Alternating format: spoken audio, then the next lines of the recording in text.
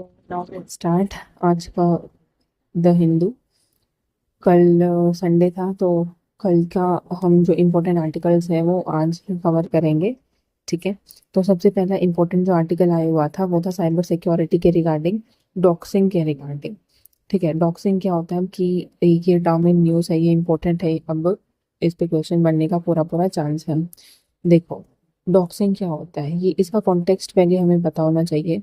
इसका कॉन्टेक्स्ट ये है कि अभी जो जंतर मंतर पे स्टूडेंट प्रोटेस्ट चला था उसके मतलब जो भी केसेस आ रहे हैं न्यूज़पेपर में कि ये कुछ एलिजिड स्टूडेंट्स हैं जिन्होंने मतलब अब्यूजिव लैंग्वेज यूज़ करी थी, तो उनके अगेंस्ट में अब जो सरकार है वो क्या करने की कोशिश कर रही है कि उनकी जो पर्सनल डिटेल्स हैं उनको ऑनलाइन रिलीज कर रही है। तो उस पर्टिकुलर फिनोमिना, उस पर्टिकुलर प्रोसेस को, उस पर्टिकुलर एक्ट को डॉक्सिंग बोला जाता है। किसी की पर्सनल इंफॉर्मेशन को पब्लिक कर देना, उसको थ्रेटन करने के लिए, इंटिमिडेट करने के लिए या शेम करने के लिए, उस एक्ट को हम बोलते हैं डॉक्सिंग। ठीक है। अब क्योंकि हमें यहाँ पे अब अपना वो स्टैटिक भी रिवाइज करना है साथ साथ, तो भी जो भी करंट अफेयर्स आते हैं उसके साथ हम अपना स्टैटिक भी कवर करते हैं।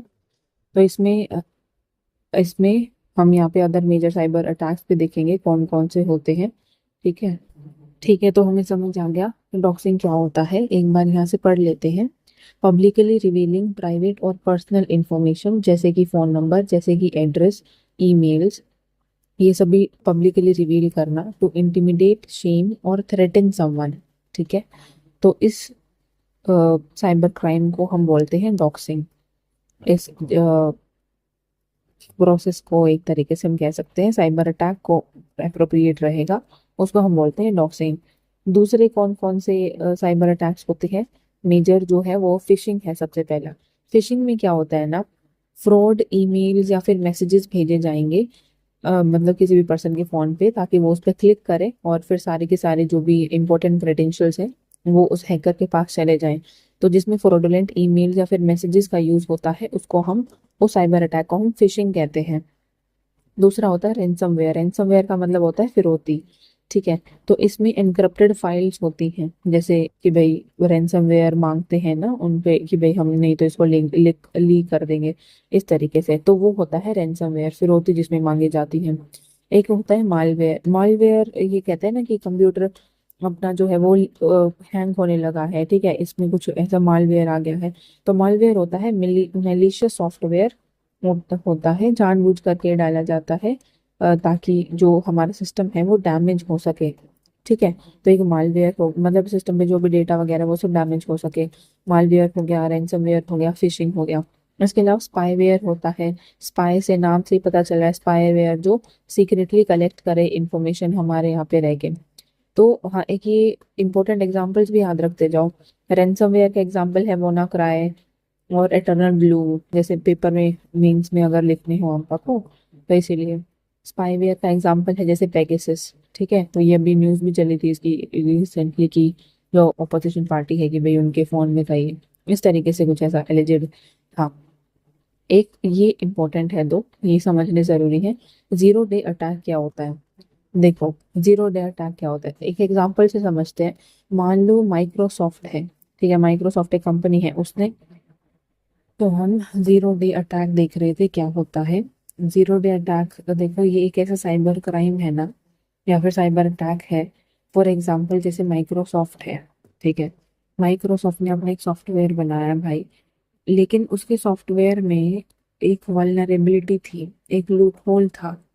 ठीक है। जिस लूप होल को आइडेंटिफाई कर लिया किसी हैकर ने, और उसने फिर उस लूप होल को यूज करके अपना जो भी साइबर अटैक था वो लॉन्च कर दिया।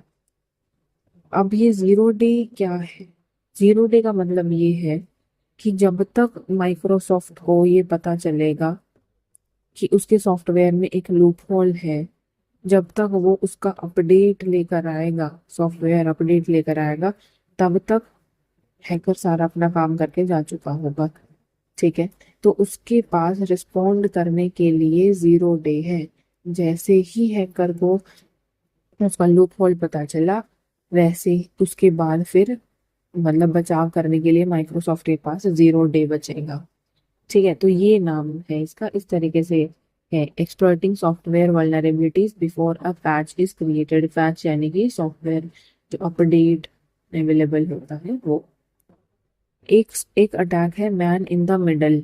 देखो इसमें क्या है, इसमें दो डिवाइसेस होंगे, दो कनेक्शंस होंगे, उनके बीच कोई मतलब जो हैकर है वो आएगा, उनके बीच की हो रही इंफॉर्मेशन को या तो स्टील कर लेगा या फिर मॉडिफाई कर देगा। जैसे कि आप अपना, जैसे कोई भी पर्सन है वो यूज कर रहा है बैंक का फ्री वाईफाई, वो यूज कर रहा है, ठीक है, तो एक तरफ बैंक का वाईफाई हो गया, एक तरफ उसका डिवाइस हो गया, बीच में साइबर अटैक करने वाला पर्सन आएगा और आप मान लो आप ओटीपी भेज रहे हो या कुछ भी, उसको स्टील कर लेगा या फिर उस मैसेज को चेंज कर देगा। ये वाला अटैक होता है man in the middle, intercepting communication to manipulate data. इतना समझ आया, ये सभी साइबर अटैक्स है, phishing, ransomware, malware, spyware, zero day attack, man in the middle, ये सारे साइबर अटैक्स हो गए। इसी तरीके से एक ये कीवर्ड आया डॉक्सिंग, ठीक है, एक एक्ट है ये हमने देख लिया क्या है ये। अब भाई डॉक्सिंग के रिगार्डिंग क्या हमारे कंट्री में कोई लीगल फ्रेमवर्क है या नहीं? तो देखो लीगल फ्रेमवर्क की तो बात ये है कि कोई एक्सप्लिसिट या कोई इस पे फोकस्ड कोई लॉ नहीं है, लेकिन फिर भी कुछ ऐसे इम्प्लिसिट प्रोविजंस अवेलेबल है हमारे बीएनएस में, आईटी एक्ट में, पोस्को में, आईटी रूल्स में, जो जिसको यूज करके मतलब रिलीफ सीख कर सकते हैं डॉक्सिंग वाले एक्ट में, ठीक है। जैसे बीएनएस है, बीएनएस का सेक्शन 78 है, ये बताता है कि अगर आपको कोई, अगर किसी पर्सन को कोई ऑनलाइन स्टॉक कर रहा है, कोई और कोई भी पर्सन है भाई लगातार उसकी एक्टिविटी वगैरह स्टॉक कर रहा है, तो वो एक ऑफेंस माना गया है। सेक्शन 79 में इन्वेजन ऑफ प्रिवेसी, कि भाई कोई उसकी मतलब प्रिवेसी को ब्रीच कर रहा है, वॉलेट कर रहा है ना, थ्रेटन कर रहा है उसको, थ्रेटन कर रहा है वगैरह, तो मतलब प्रिवेसी के रिगार्डिंग ये है सेक्शन 79। सेक्शन 351 है जो क्रिमिनल इंटिमिडेशन, इंटिमिडेशन होता है थ्रेटिंग करना, ठीक है, थ्रेट देना, धमकियां देना, तो अगर कोई ये कर रहा है तो उस पे सेक्शन 351 लगेगा। तो बीएनएस में कहीं कहीं ये एक्ट जो है वो सब मेंशन है, मतलब एक्सप्लिसिटली कोई एक नहीं है, लेकिन इसके दौरान जो भी एक्टिविटीज की जाती है वो सब इसमें ऐसे फ्रेगमेंटेड कवर है। सेक्शन 78 में स्टॉकिंग, सेक्शन 79 में प्रिवेसी का वायलेशन, सेक्शन 351 में इंटिमिडेशन। इसी तरीके से आईटी एक्ट में भी कवर है। आईटी एक्ट के दो सेक्शन है, section 66E, section 72A। 66E में है कि प्राइवेट इमेजेस, अगर आपकी मतलब ये है कि आईटी एक्ट में प्राइवेट इमेजेस को मतलब एक्वायर करना या फिर उन्हें ट्रांसमिट करना, ठीक है, ट्रांसमिट करना, ये सारे, या फिर उसको मतलब सोशल मीडिया पे अपलोड करना विदाउट उस पर्सन की कंसेंट के, तो वो पनिशेबल माना गया है आईटी एक्ट के सेक्शन 66E में। फिर आईटी एक्ट के ही सेक्शन 72A में अनऑथोराइज डिस्क्लोजर है, उस पर्सन की कोई भी पर्सनल डिटेल्स को आप अगर डिस्क्लोज कर रहे हो।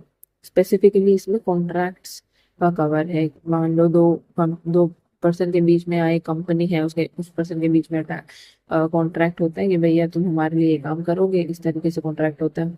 मान लो ये कंप्लीट कंप्लीट हो गया कॉन्ट्रैक्ट, या फिर ये बीच में छूट के चला गया या कुछ भी हो जाता है, इसके बाद जो भी इसके पास इंफॉर्मेशन है उस कंपनी के पास, अगर वो इसको अनऑथोराइज तरीके से डिस्क्लोज करती है तो ये वाला एक्ट लगता है इस पे, ठीक है। ऐसे ही माइनर्स के केस में, बच्चों के केस में पॉक्सो एक्ट लगता है, सेक्शन 12 की भी चिल्ड्रन के रिगार्डिंग, माइनर्स की जो भी डिटेल्स वगैरह अगर वो लीक कर दी जाती हैं तो। फिर आईटी रूल्स है, ये रूल्स मेनली जो इंटरमीडियरीज होते हैं, जो सोशल मीडिया प्लेटफॉर्म्स हैं, जिस प्लेटफॉर्म पे वो चीज़ हो रही है उसको ये गाइडलाइन देता है कि आपके पास ग्रीवेंस रिड्रेसल मैकेनिज्म होना चाहिए, और कंटेंट रिमूवल आपके मतलब आपको करना है अगर कोई भी ऐसे इलिसिट कंटेंट अगर आपको लगता है तो, या फिर मतलब गवर्नमेंट के कहने पे ये चीज़ें होती हैं, ठीक है। ठीक है, तो समझ आया कि इंडिया में कोई डेडिकेटेड अभी तक लॉ नहीं है रिलेटेड टू मतलब स्पेसिफिकली फोकसिंग ऑन डॉक्सिंग, लेकिन ऐसी एक्टिविटीज जो है वो इन सभी एक्ट्स में कवर है। ठीक है, तो हमें क्या करना चाहिए भाई आगे के लिए? वे फॉरवर्ड क्या है? एंटी डॉक्सिंग लॉ बना दो। ठीक है, लॉ नहीं है तो लॉ बनाओ भाई। प्लेटफॉर्म अकाउंटेबिलिटी होनी चाहिए, जिस प्लेटफॉर्म पे वो सब डिस्क्लोजर हो रहा है, और उसका स्ट्रिक्ट एनफोर्समेंट होना चाहिए रूल्स का। साइबर अवेयरनेस इंक्रीज करो लोगों में। ठीक है, डिजिटल हाइजीन ये अच्छा कीवर्ड है जिसको हम मेंशन कर सकते हैं अपने GS3 में ना। यस, तो पहला ये 2 अगस्त को आया था ना ये आर्टिकल, साइबर ये सिक्योरिटी डॉक्सिंग वाला। ठीक है, तो ये हमने यहाँ पे अपना स्टार्टिंग भी कवर कर लिया है। आगे चलते हैं। बायोडाइवर्सिटी के रिगार्डिंग आर्टिकल है, नेशनल कैटलॉग ऑफ लेपिडोप्टेरा। देखो कैटलॉग क्या होता है? कैटलॉग यानी कि एक एक डॉक्यूमेंट कह सकते हैं हम, या फिर कुछ मतलब बुक टाइप होता है, डॉक्यूमेंट होता है। ठीक है, तो वो एक बुक बनाई गई है, डॉक्यूमेंट बनाया गया है। किसके ऊपर बनाया है? लेपिडोप्टेरा। लेपिडोप्टेरा यानी कि जो बटरफ्लाईज होती है, मॉथ्स होते हैं, उनके ऊपर ये बुक बनाई गई है कि भैया इंडिया के पास कहाँ कहाँ पे कौन कौन सी स्पीशीज मिलती हैं, ये सारी चीजें। किसने बनाया है? जो किसने बनाया है? जूलॉजिकल सर्वे ऑफ इंडिया या फिर जूलॉजिकल सर्वे ऑफ इंडिया ने बनाया है। और 12 साल की पढ़ाई करने के बाद भाई उन्होंने बनाया है, तगड़ा ही बनाया होगा जरूर। 12 साल की फील्ड सर्वे के बाद उन्होंने बनाया है। ठीक है, और थोड़े से फैक्ट्स हैं ये देखो। देखो ये फाइलम क्लास ऑर्डर, इसका ना मैंने मुझे भी नहीं याद होते थे ये पहले, तो इसके सीक्वेंस के लिए ये है कि keep pots clean, otherwise family gets sick. तो के से है kingdom, phylum, class, order, family, genus, species, ये है। तो यही यहाँ पे ना इस आर्टिकल में ये 3 चीजें बताई गई हैं फैमिली और मॉड्स, बटरफ्लाई और मॉड्स की, फाइलम, क्लास एंड ऑर्डर। ठीक है, तो फाइलम क्या है? आर्थ्रोपोडा। क्लास क्या है? इंसेक्टा। और ऑर्डर क्या है? लेपिडोप्टेरा। तो जो ये लेपिडोप्टेरा आप पढ़ रहे हैं ये इनका ऑर्डर का नाम है। ठीक है, ग्लोबल शेयर अगर हम देखें, एक इसको आप इसमें भी यूज कर सकते हैं GS3 इन्वायरमेंट में, है ना, कि ग्लोबल जितनी भी इनकी डाइवर्सिटी है उसका 8.25% इंडिया के पास है। और ये स्टैटिस्टिक एनालिसिस है कि कितने बटरफ्लाई मोथ्स है। ठीक है, ये इंपॉर्टेंट नहीं है, ये याद रखना। बटरफ्लाई और मॉथ्स में भाई क्या डिफरेंस होता है? बटरफ्लाई जो होती है ना, ये इंपॉर्टेंट है, कभी उस पे मतलब इतने सारे अभी तो स्पीशीज पे क्वेश्चन आते हैं, उनके बिहेवियर्स पे क्वेश्चन आते हैं। तो जो बटरफ्लाईज होते हैं वो डायूर्नल होती है, रात में भी एक्टिव होती है डे में, और रात को वो रेस्ट करती है। मोथ्स जो होते हैं वो नॉकटर्नल होते हैं, मतलब रात में एक्टिव होते हैं। इनके विंग्स जब ये रेस्ट कर रही होती है तो इनके विंग्स ऊपर की तरफ होते हैं, बटरफ्लाईज के क्लोज्ड होते हैं, अपराइट होते हैं। इनके जब ये रेस्ट कर रहे होते हैं तो स्प्रेड होते हैं, इधर ऐसे साइडों में स्प्रेड होते हैं। एंटेना इनका थिन होता है, लॉन्ग और क्लब्ड एक्टप्स, इस तरीके से ऐसे क्लब्ड एक्टप्स होता है। इनका एंटेना शॉर्ट होता है, फेदरी होता है, कॉम्ब लाइक होता है। इनकी बॉडी थिन होगी, सिलेंड्रिकल होगी, ये थोड़े मोटे होते हैं, थिक एंड स्टाउट। इनका कलर ब्राइट कलर होता है, ये थोड़े से मतलब ऐसे ब्राउन कलर के मिलते हैं। ठीक है, तो बटरफ्लाईज और मॉथ्स में समझ आया। जूलॉजिकल सर्वे ऑफ इंडिया ने क्या कहा? नहीं कहा, नहीं, इनका स्टैटिस्टिक है, स्टैटिस्टिक्स नहीं बोलूंगी मैं, इनका स्टैटिक इंफॉर्मेशन है। ठीक है, जो हमें इम्पोर्टेंट है भाई एग्जाम के परस्पेक्टिव से। देखो ये न्यूज़पेपर में नहीं गिवन होती ये चीज़ें, ये मैं अपनी तरफ से ऐड करती हूँ, क्योंकि मतलब जो बॉडी जैसे न्यूज़ में है या फिर कोई भी एक्ट न्यूज़ में है उसके रिगार्डिंग जो स्टैटिक है वो रिवाइज करना सही लगता है मुझे, इसीलिए। तो zoological survey of India establish हुआ था 1916 में। इसका हेडक्वार्टर कहाँ है? कोलकाता में है, और MOEFCC के अंडर आता है। इसका फंक्शन क्या है? ऑब्वियसली फ्लोनल या फोना के रिगार्डिंग और फ्लोरा के रिगार्डिंग ये सभी सर्वे करना, एंड रिसर्च वगैरह करना, टेक्सोनॉमी करना। टेक्सोनॉमी का मतलब होता है डिफरेंट डिफरेंट मतलब कैटेगराइजेशन, जैसे फाइलम कौन सा है, ऑर्डर कौन सा है, क्लास कौन सी है, इस तरीके से डिवाइड करना।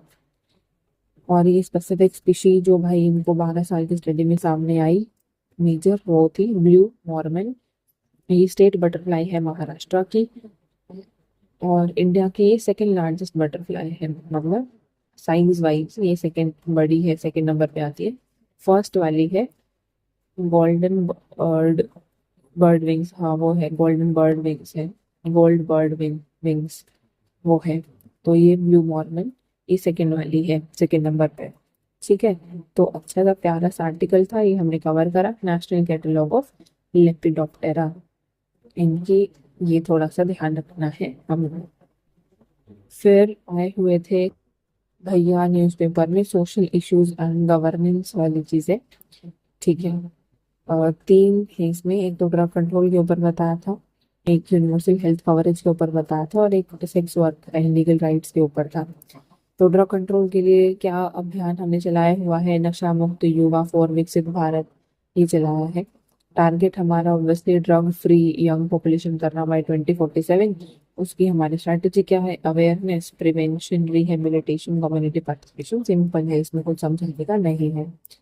यूनिवर्सल हेल्थ कवरेज दूसरा इशू है। इसमें एक पॉइंट जो अच्छा लगा मुझे थोड़ा यूनिक, वो ये है कि भाई जो हमारा जो फोकस रहता है ना, वो हमेशा टर्शरी केयर पे रहता है। ठीक है, लेकिन इस आर्टिकल में बोला गया था कि प्राइमरी हेल्थ केयर पे ज़्यादा इन्वेस्ट हमें करना चाहिए, क्योंकि जितना जल्दी अर्ली सिम्टम्स का क्योर किया जा सकता है, उतना जल्दी उस बीमारी को बड़ा होने से बचाया जा सकता है, उतना ज़्यादा प्रिवेंशन किया जा सकता है। तो इस वजह से हमें प्राइमरी हेल्थ केयर पे ज़्यादा फोकस करना चाहिए more than the tertiary health care, ये बताया था। बाकी तो सिंपल ही है कि भाई दिक्कतें कहाँ हैं, पब्लिक हेल्थ एक्सपेंडिचर कम है, आउट ऑफ पॉकेट एक्सपेंडिचर ज़्यादा होता है, इसको रिवर्स करने की ज़रूरत है। ठीक है, एक ये आर्टिकल जो हमें लगा था इम्पोर्टेंट है, ये पॉइंट मतलब थोड़ा यूनिक एंगल है इसमें, sex work and legal rights के ऊपर। एक तो ये केस बहुत इम्पोर्टेंट है, बुद्धादेव करमास्कर। भैया अगर मैं प्रोनाउंस सही नहीं कर रही हूँ तो मुझे माफ करना, लेकिन मुझे तो अभी यही प्रोनाउंसिएशन इसकी आ रही है, बुद्धादेव करमस्कर। ठीक है, इस केस में सुप्रीम, ये 2011 का केस है, इस केस में सुप्रीम कोर्ट ने बोला था, इस ये पता है केस ये था कि एक कोई मैन था, उसने मतलब सेक्स वर्कर को का मर्डर कर दिया था। तो सुप्रीम कोर्ट ने इसको थोड़ा और ब्रॉड एंगल से देखा, और रिगार्डिंग द राइट्स और जो भी डिग्निटी होती है सेक्स वर्कर्स की, उनके बारे में उन्होंने बताया। सुप्रीम कोर्ट ने कहा, रिकॉग्नाइज किया उन्होंने कि sex work as a profession होता है। आर्टिकल 142 कंप्लीट जस्टिस वाला इन्वोक करके उन्होंने ऐसा कहा था इस आर्टिकल को। उन्होंने ये कहा कि जो सेक्स वर्कर्स हैं वो भी सिटीजन्स है भाई, उनकी भी डिग्निटी है, उनकी भी राइट्स हैं। देयरफॉर स्टेट को उनकी भी वेलफेयर का ध्यान रखना चाहिए, हेल्थ केयर का ध्यान रखना चाहिए, आइडेंटिटी कार्ड उनको प्रोवाइड करना चाहिए। ये जो लॉ है हमारा लीगल एंगल से अगर हम देखें तो इमोरल ट्रैफिक प्रिवेंशन एक्ट जो है वो अलाउ करता है कंसेंशुअल सेक्स वर्क को एट इंडिविजुअल लेवल, लेकिन ब्रोथल्स वगैरह या बिजनेस स्केल ऑपरेशन करना ये इलीगल है। ठीक है, तो ये थोड़ा सा मतलब एग्जाम पर्सपेक्टिव से थोड़ा सा ध्यान रखना। ठीक है, कि ब्रोथल्स बनाना इलीगल है, और बाकी individual work as per this act ये अलाउड है। ठीक है, आगे आते हैं ज्योग्राफी के रिगार्डिंग। एक था कावेरी रिवर पे आर्टिकल था, इंटरेस्टिंग आर्टिकल था ये भी। तो पहले बेसिक देखते हैं थोड़ा, कावेरी रिवर का ओरिजिन कहाँ से होता है, कर्नाटका में होता है, वेस्टर्न घाट से होता है, ब्रह्मगिरी हिल से होता है, सिर्फ इतना ही जानो। ठीक है, कहाँ कहाँ से फ्लो करती है ये, कर्नाटका से, केरला से, तमिलनाडु से एंड पुडुचेरी से, चार उनसे फ्लो करती है, जैसे कर्नाटका, केरला, तमिलनाडु और पुडुचेरी, इस तरीके से ये जाती है। इसकी कुछ राइट बैंक ट्रिब्यूटरीज, कुछ लेफ्ट बैंक ट्रिब्यूटरीज। देखो एक ये भी थोड़ा सा है, अगर ये रिवर इस तरीके से जा रही है, मतलब उसका माउथ इधर है ना, बे ऑफ बंगाल में ड्रेन हो रही है, तो माउथ इधर है तो राइट इस साइड से होगा, ये राइट वाली होंगी, और लेफ्ट वाली ये होंगी, है ना। तो जो राइट से इसे ज्वाइन कर रही है वो कौन कौन सी है, लक्ष्मण तीर्थ, काबिनी, शिमसा, अर्कावती, है ना, ये इसके राइट में ट्रिब्यूटरी हो गई, याद होनी चाहिए हमको, लक्ष्मण तीर्थ, कामिनी, सिमशा, अर्कावती। लेफ्ट बैंक ट्रिब्यूटरीज कौन सी है? हरंगी, हेमावती, भवानी, अमरावती, नोयल। ये ध्यान में रखना है। अर्कावती राइट बैंक है और अमरावती लेफ्ट बैंक है, ऐसे याद रखना।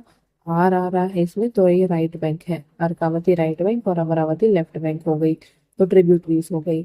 अब डिस्प्यूट क्या है? डिस्प्यूट ये है कि जो कावेरी वाटर मैनेजमेंट अथॉरिटी है, CWMA, उन्होंने एक ऑर्डर पास किया है और ऑर्डर पास करके उन्होंने कहा है कर्नाटका को कि भाई डेली 15 दिन के लिए डेली इतना वाटर रिलीज करो तमिलनाडु की साइड। ठीक है, इस रिवर में से इतना पानी भाई आप रिलीज करो तमिलनाडु की साइड डेली 15 दिन के लिए। इससे रिएक्शन क्या रहा? कर्नाटका में भी प्रोटेस्ट हुए, तमिलनाडु में भी प्रोटेस्ट हुए। तमिलनाडु में इसलिए हुए कि भाई उनको लार्जर शेयर चाहिए। ठीक है, तो ये इशू चल रहा था। अब ये CWMA क्या है? CWMA और CWRC, Kaveri water management authority, Kaveri water regulation committee, ये मतलब कमेटी से ये बॉडीज है वहां पे मॉनिटर करने के लिए कि भाई रेगुलेशंस का अच्छे से फॉलो हो रहा है कि नहीं हो रहा। एक ट्राइब्यूनल जो है वो है CWDT, Kaveri water dispute tribunal. 1990 में ये बना था inter state river water dispute को सॉल्व करने के लिए। ठीक है, क्या करना चाहिए भाई आगे के लिए? कोऑपरेटिव फेडरलिज्म करो भाई, मिलजुल के काम करो। साइंटिफिक डिस्ट्रेस शेयरिंग फॉर्मूलाज होने चाहिए कि भाई इस रिवर में कितना पानी है, कितना वाटर फ्लो है, तो इस हिसाब से कितना शेयर होना चाहिए। बेसिन लेवल प्लानिंग होनी चाहिए। ठीक है, नॉर्मल पॉइंट्स। ठीक है, तो ये हमारे सारे आर्टिकल्स थे, आज के भी और कल के भी इम्पोर्टेंट। Okay, thank you. अगर कोई डाउट है तो मुझे बता देना, है ना। और मजे से पढ़ो, कोई दिक्कत वाली बात नहीं है, कोई टेंशन नहीं लेनी। ठीक है, फिर मिलते हैं कल। Bye bye.